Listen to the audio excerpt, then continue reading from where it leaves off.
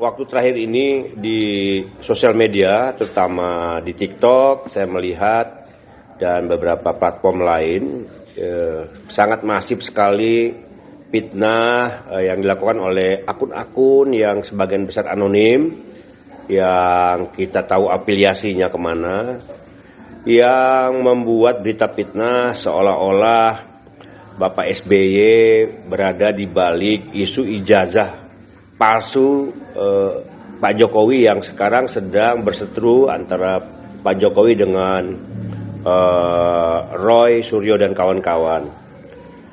Ini tentu sangat mengganggu. Saya bertemu dengan Pak SBY beberapa hari lalu. Pak SBY cukup terganggu dengan isu ini karena tidak benar yang disebutkan bahwa Pak SBY berada di balik isu ijazah palsu ini, atau bahkan disebut Pak SBY berkolaborasi dengan Ibu Megawati dalam mengungkap soal ijazah palsu Pak Jokowi ini. Jadi sama sekali itu nggak benar. Hubungan Pak SBY dengan Pak Jokowi juga selama ini baik.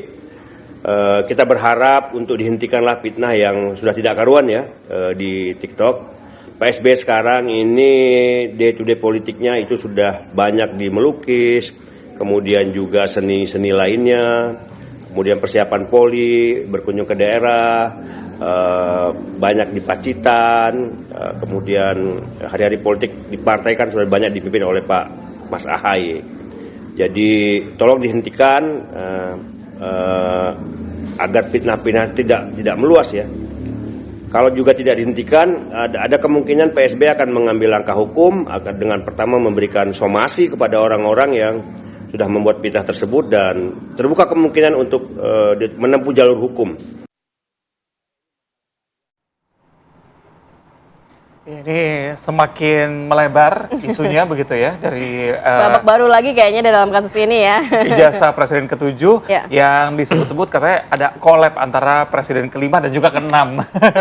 Tapi ini juga ramai diperbincangkan ya di media sosial, bahkan banyak yang benar-benar secara clear menuding bahwa ada SBY di belakang kasus ijazah palsu Jokowi. Apakah seperti itu?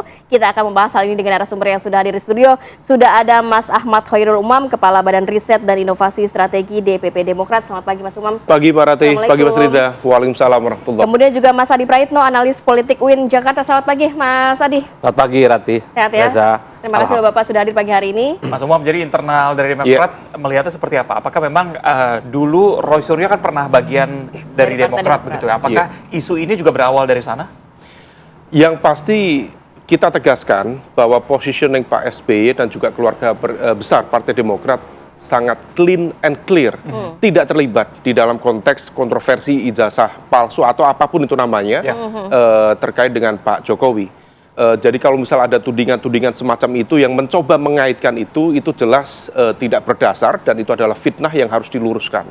Nah, adapun kemudian yang tadi poin hal itu, saya pikir sudah sangat berbeda. Bagaimanapun juga Mas Roy Suryo saat ini praktis sejak 2019 beliau sudah tidak berada dalam satu struktur garis komando yang ada di dalam Partai Demokrat. Beliau partikel bebas yang memang sama sekali tidak terafiliasi, sehingga kemudian langkah, manuver, pandangan betul-betul tidak terikat.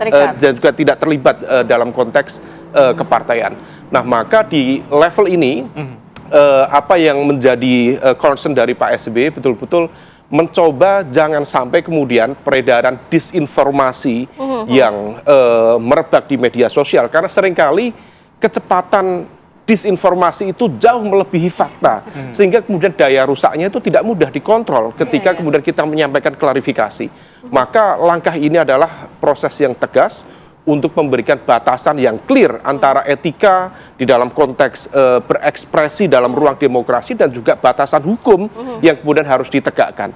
Maka dalam konteks ini tabayun akan cepat dilakukan. Proses somasi adalah bagian dari itu, memberikan peringatan hukum secara tertulis, sekaligus juga kalau misal kemudian ada yang mau mengklarifikasi atau bahkan meminta maaf, silahkan.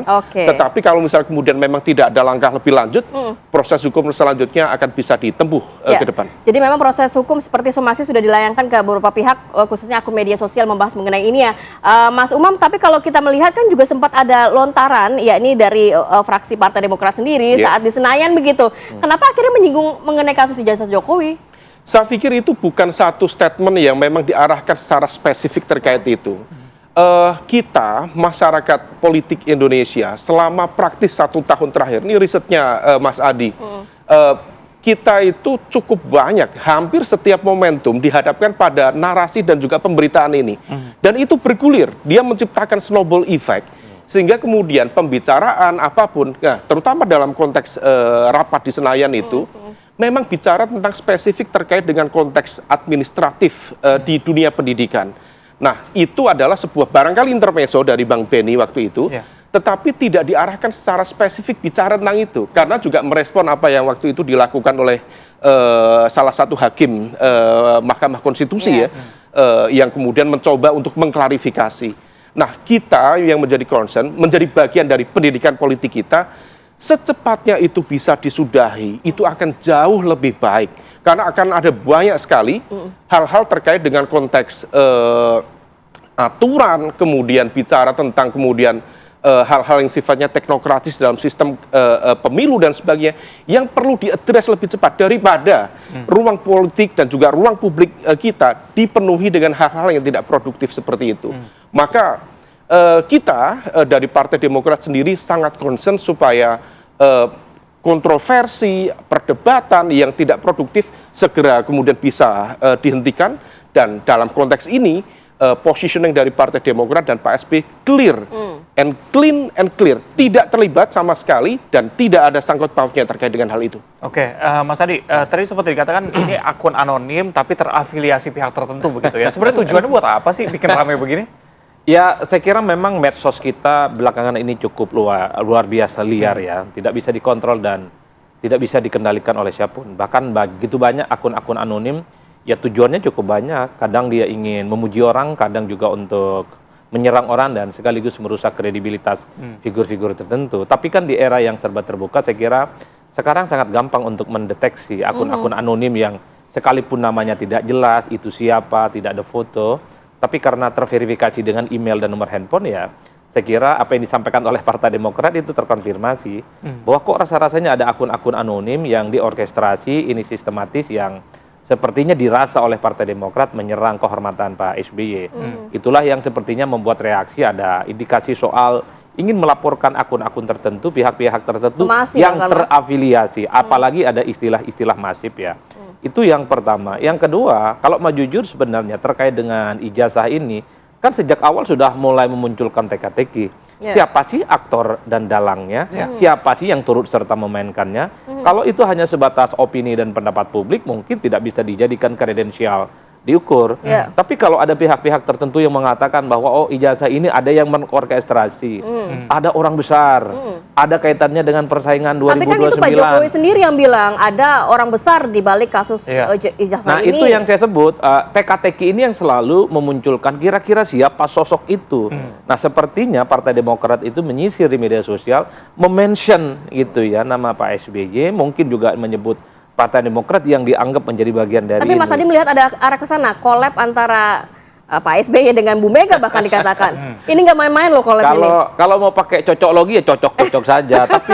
Tapi saya selalu mengatakan secara terbuka di ruang publik ya, bahwa media sosial kita itu memang dipenuhi oleh rumor, dipenuhi oleh desas-desus, dipenuhi oleh opini-opini yang tidak dipertanggungjawabkan. Tapi sekali lagi, sekalipun desas-desus dan rumor itu agak sedikit make sense, agak sedikit cocok logi, kalau itu tidak bisa difaktualkan, tidak bisa dibuktikan, dan tidak bisa dipertanggungjawabkan, hati-hati, itu bisa dianggap sebagai sebuah fitnah. Sekalipun di balik layarnya ada sesuatu yang faktual, tapi itu tidak bisa diuji secara fakta, itulah yang kemudian membuat kenapa politik itu antara fakta dengan isu menjadi campur baur.